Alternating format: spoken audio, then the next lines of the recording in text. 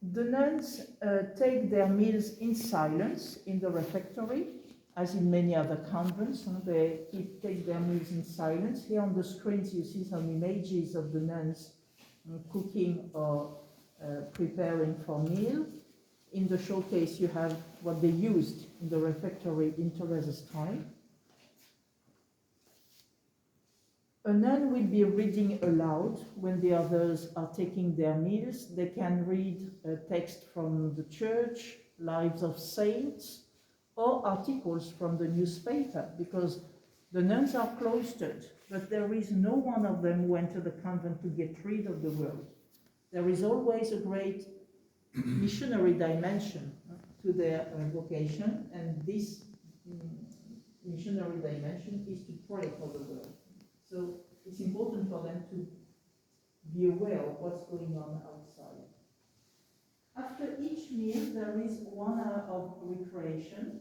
Recreation is not a free time when everyone will do what she wants where she wants. That's a community time. All the nuns seated together in the garden when the weather is fine, or they have a special room dedicated for recreation. And what is important is that they are seated in a circle so that they can see each other. And every day, at every recreation, they change neighbor. You won't spend the recreation close to the same nun every day. It's not the moment to meet your best friend, for instance. What is important is to share with all the nuns. So that's a very simple life indeed, as you see. Every day, the same thing. Some days are feast days, of course, and for some feast days, the nuns may organize things to rejoice, and that's how Therese wrote plays. So we keep 8 plays she wrote, and among the 8 plays, you have 2 that are telling the story of Joan of Arc. And if you come close here, we keep the souvenirs of Therese, who not only did write the plays, but would also be an actress. And see photos of Therese when she is as Joan of Arc, wearing a blue dress. You see, we keep the sleeves here. She's wearing a wig, that's not her hair. She would use a wooden sword. Joan of Arc is a warrior, so she was fighting. And these chains illustrating Joan of Arc as a prisoner at the end of her life. So you have these photos of Céline illustrating this, reminding us of Therese being an actress as well. She was not a good singer. That's what they said. She didn't know music, but she was a very good painter.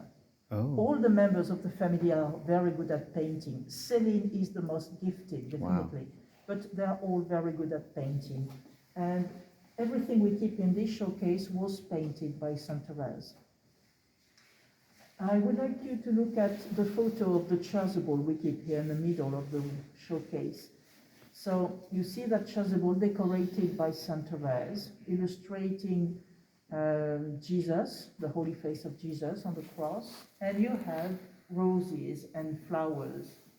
You see 2 roses, they illustrate the father and the mother, and 5 open lilies that illustrate Therese and her 4 sisters, all nuns, and 4 birds illustrating the 2 little boys and the 2 little girls who were born and dead before her own birth. That's all an allegory of a family Therese painted here. And later, when we go to the Basilica, I will take you to the crypt of the Basilica, where we keep the tomb of the father and mother of Therese, Louis and Zélie, that maybe you know that, were made saints in 2015, the first couple canonized as a couple together.